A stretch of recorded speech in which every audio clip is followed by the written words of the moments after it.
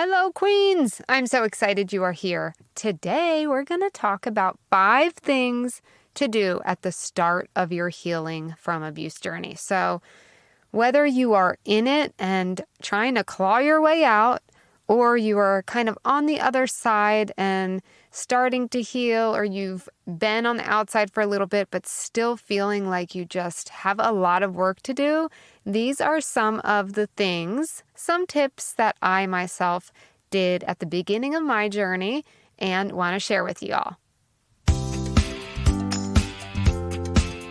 Hey friends, welcome to the But Still She Thrives podcast. I'm Christy, Jade, adoring wife, adoptive mama, empowerment coach, and queen of helping women who have gone through abuse turn their lives around and start thriving. I know you are sick of feeling not good enough, questioning your decisions, not knowing how to say no, and the stress is still in your body and in your life. You're looking for more joy and just some freaking peace. You want to feel confident, take your power back, and run your life your way. So if you're ready to go from surviving to thriving, grab that venti mocha and let's dig in. Do you need help leaving or help healing from an abusive situation? I got you. I want to help you. That is what I am here for. It is my specialty, and I am giving $20 off your first call for a limited time. It's empowerment coaching call, 60 minutes, and then we can go from there. And you can sign up over at bit.ly/first coaching call. I would love to help you. So we're touching on some basic tips today. Sometimes when we're in abusive situations or even after leaving them, we don't really see just how abusive they were or are and just what a huge effect they can have on us. We're so used to having the finger pointed at us. Can I get an amen? Can I get a what? That we sometimes do the same thing to ourselves. So we can blame ourselves, think we aren't worthy, feel hopeless in the end, right? But I have good news. It's not your fault. You're not crazy. You are valuable. You're worthy. You're loved. And there is hope. So when I was still in my abusive situation, I just didn't realize it was actually even abuse. Like, I wouldn't even say that word. I was kind of in denial about it. It was kind of all I knew. And I thought it was just how life was. It actually took a friend of mine who saw it with her own eyes. It took her letting me know that this was like not normal at all. Her reaction finally shook me into being like, oh, this ain't right. So it still took years for me to get brave enough to remove this person from my life. And a while after that, just to see how deep the damage was. And during the abuse, I felt crazy, right? You're questioning yourself. And I'm sure a lot of you can relate to that. And afterwards, I continued to question myself. That is something that I didn't expect. I kind of, once I got out of the situation, felt relief. But something I realized that could happen was questioning myself, getting guilt and harassed by the abuser, which I eventually totally cut off, and then guilted by other people, okay? And that was tough. And I hope you cannot relate to that, but I know many of you will be able to. And I'm going to do an entire episode on this because this was heart-wrenching and like blew my world up when it happened because it felt just so isolating and just I finally felt relief and then immediately was getting guilt from family members, multiple family members, aka his enablers, told me I was ruining the family, I needed to fix things, and that basically I was the problem, right? I had to fix this problem and it was on me. Not that he was abusive, right? That was just him. That's just him, right? Very dismissive. So again, we're getting into the whole dismissive part we talked about in this last episode, and it can run in families. These traits can run in family members, and you might see those patterns. So we won't get too far into that, but I wanted to mention that to you just because that is part of the healing journey you may have to deal with as well. I remember, ugly crying, like nobody needs to see that face, that mascara running, that just the ugly crying on the bathroom floor one day after I told one family member that I was going to get a restraining order on the abuser. And they said I could not do that to him. That's where we need a whole episode, because that is so backwards and messed up. And we are the ones, the victims, who should be protected. And when the abuser is protected, it really is heart-wrenching. And unless you experience it, you don't know. But if you know, and you're with me and you're feeling it, and it's not a good feeling. But we're going to touch all that. So after that, I went straight to therapy. I was like laying on the couch, hand me the tissues, because I've got to be strong and I need support. So I got some help and started, going in the right direction, being strong. And here's just some of the tools that I got from my therapist, and just kind of doing my own research and my own coping mechanisms, if you will.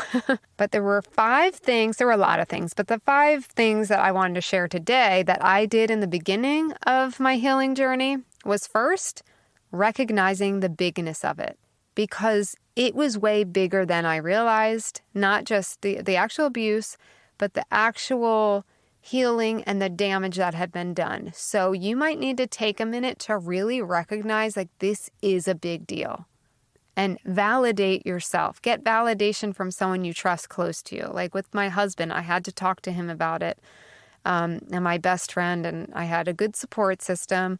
And I also, like I said, I got a therapist, because not even my husband or my best friend had been through what I had. And my therapist did go through abuse herself, so I felt like she could really get it. And giving yourself grace, knowing this is huge, and it might take me some time, and I might take a step back, or I might have really hard days, but you're going to keep moving forward. You just keep strong. Number 2, journaling the shit out of my experience, basically, which was tough. This is not fun. This is not for the faint of heart. But actually, pen to paper, I take it back, no pen to paper. I put it in my computer where I could lock it up and nobody could see it, where I just journaled my experience and what happened. And that was truly therapeutic for me. I did shed some tears. It was hard to write it out, to say it out loud, even though it was to myself, saying things out loud that I never really reflected on, I didn't want to think about. And that's something you can do in therapy if you feel like you need more support. I did a lot of it on my own, but I also talked to my therapist about some of it.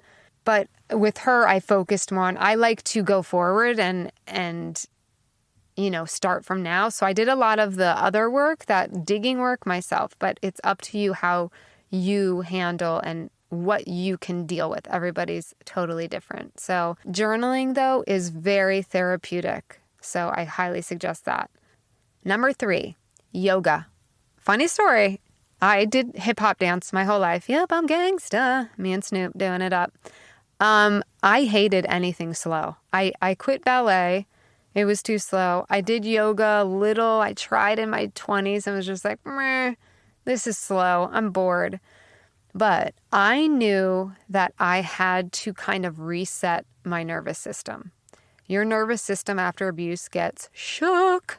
I'm telling you, if you give yoga a chance, and part of it is I think we're just not used to that much calm, and it's freaky. Give yoga a chance. They do have hot yoga and faster yoga. I was like, I'm going for the slowest yoga I can do. I did yin yoga. I still danced, so it's not like I gave that up. I did dance, but I also knew I need something really calming. I also did meditation. So the yoga, it was called yin yoga. Now I loved it so much, I teach it. And it is amazing. It takes some getting used to slow down that much if you're not used to it. But it truly calms your nervous system. So give it a chance. Don't just try it once or twice. Really try to do it for a month, and you'll see the benefits, and you'll want to continue. And like I said, meditation as well. Something calming. All right, number 4, surrounding yourself with healthy, positive people. Okay, this one's huge. A lot of us who have dramatic upbringings or just, kind of chaotic environments, or we're used to fast paced, this and that, and, some abusive chaos, whatever you want to call it, also tend to attract people that are dramatic or are in similar situations. We can attract each other. I found that I had chosen some friends that I had to walk on eggshells around or were controlling, right? So I had to really evaluate who I was hanging out with, surrounding myself with, and adjust accordingly, basically. I did remove a couple of friends from my life after realizing that I wasn't being treated as well as I would like. I'm not saying you got to go hack off all your friendships. I had specific situations where it became prominent that it just wasn't a good fit for friendship anymore. And good luck, no bad feelings, but I just had to distance myself. Hopefully, and I also had some great friends that I had and I still have. And hopefully you have some great people to surround yourself with. But let's go through what healthy, positive people look like. And this did leave more room in my life for those people. So people that are not gossipers, that are not always talking about other people, that's healthy, right? Talking about growth and happy things. And I mean, it could be a surface level of just talking about, fun things like what movies you're watching or going shopping together. And then there are the people that you can lean on each other, but it's not always so heavy or gossipy, right? So it needs to be a good balanced person that you have in your life. Multiple people. And people that really lift you up, right? The cheerleader types. I have a couple people in my life that are really like cheerleaders for me. And it felt really weird at first because I wasn't used to that. I was used to being criticized a lot. And it was so refreshing, but also felt almost uncomfortable because I wasn't used to it. Definitely surround yourself with uplifting cheerleader type people that are going to make you feel good about yourself because damn it, we deserve it.